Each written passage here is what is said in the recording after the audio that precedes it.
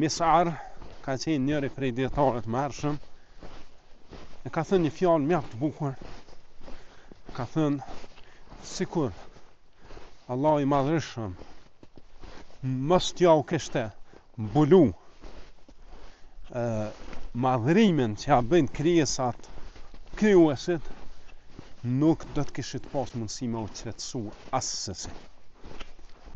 Dhe kjo fjalë është mjaft e thellë për ta shikojsh, sepse ne besojmë që Allah i madhërisëm, siç ka treguar në librin e tij, wa in min shay'in illa yusabbihu bihamdi, nuk ka asgjë vetëm se e lartëson Allahun me madhrinë që i takon. Ta çdo gjë në formën e vet e madhron Allahun. Pastaj i lartësuari vazhdon thot: "Walakin la tafqahuna tasbihahum", mirë po ju nuk mund ta kapni se madhrimin e tyre që ja bojnë Allahut. E bëjnë madhrimin në një formë misterioze.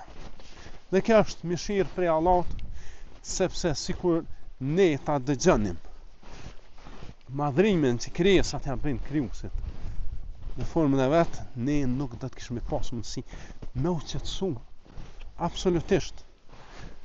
Subhanallah, imagjinoj e pemt e madhrojnë Allahun e madhëshëm, kodrat e madhrojnë, tokat, dhe çdo gjë rreth nesh e madhron Allahun e madhëshëm.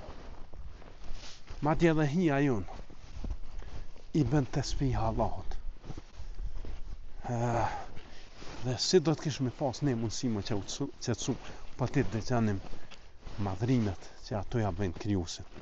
Prandaj edhe kjo është në vërtetë një gjë që duhet na bëj të meditojmë dhe të falendrojmë për begatitë e Allahut, se si i ka bërë me të vërtetë ato zëra që i dëgjojmë në natyrë janë zëra të këndshëm, për shembull zërat e zogjve. Edhe ato normal në atë formë e tyre në këndim me kështu me radhë e madhrojnë Allahun, mirë po këto zëra përkthehen për neve si shumë të këndshëm.